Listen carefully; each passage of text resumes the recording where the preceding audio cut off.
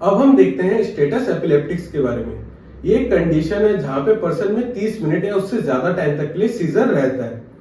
कई बार देखा गया है कि उस पर्सन में एक या उससे ज्यादा मींस 2-3 टाइप के सीजर एक साथ हावी हो जाते हैं और उस पर्सन को बेहोश होने के बाद भी कंटिन्यूअस एक के बाद एक सीजर आना स्टार्ट रहता है। ज्यादातर जनरल टॉनिक क्लोनिक सीजर रहता है और पूरी बॉडी में हैवी शेकिंग होती है। इसकी वजह से एक इमरजेंसी कंडीशन है, उस पर्सन की डेथ भी हो सकती है या परमानेंट ब्रेन डैमेज भी हो सकता है। कई बार देखा गया है कि हाइपोग्लाइसीमिया की वजह से भी स्टेटस एपिलेप्टिक्स होता है। इसीलिए उन पेशेंट में 20 से 50 ml 50% डेक्स्ट्रो सोल्यूशन दिया जाता है इंजेक्शन के थ्रू, जिससे उनका हाइपोग्लाइसीमिया करेक्ट किया जा सके। तो उसको हम नोट करते हैं।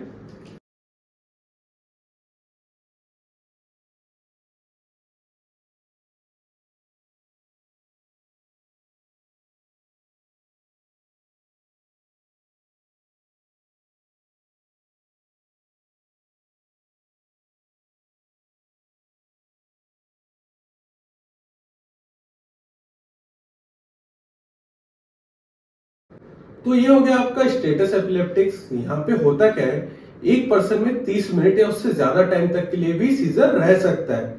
यहाँ पे देखा गया है कि एक पर्सन में 2 या उससे ज्यादा टाइप के सीजर एक साथ आके हावी हो जाते हैं और बिना होश में आए ही उसमें एक के बाद एक सीजर आना स्टार्ट हो जाता है। ज्यादातर टॉनिक क्लोनिक फेज उसमें रहता है और पूरी बॉडी में जर्किंग होता है। ये एक इमरजेंसी कंडीशन है जहां पे उसकी डेथ भी हो सकती है या परमानेंट ब्रेन डैमेज भी हो सकता है। In case status epileptics hypoglycaemia की वजह से हो तो 20 से 50 ml हम 50% डेक्स्ट्रोज सॉल्यूशन उसको आईवी के थ्रू दे सकते हैं, जिससे उसका हाइपोग्लाइसीमिया ठीक हो सके।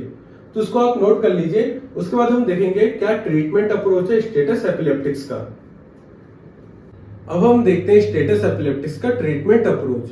तो सबसे पहले अगर वो पर्सन घर पे और अचानक से दौरा स्टार्ट हो जाए तो उसको प्रॉपर एयरवेज मेंटेन करके रखना चाहिए और वेंटिलेशन प्रोवाइड करनी चाहिए, जिससे वो एटलीस्ट अच्छे से सांस ले सके।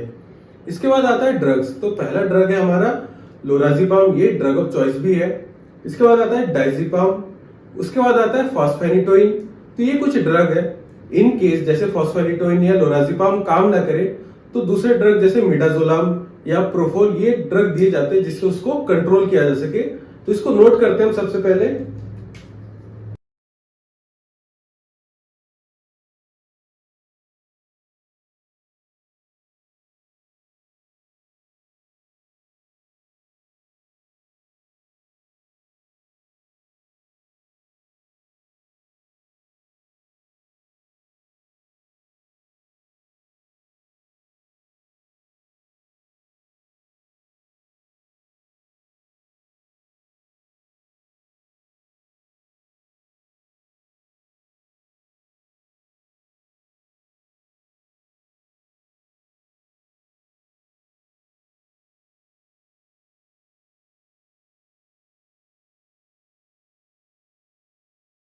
तो ये हो गया ट्रीटमेंट अप्रोच। इसको आप नोट कर लीजिए। यहाँ पे ड्रग्स और उसके डोजेस गिवन है।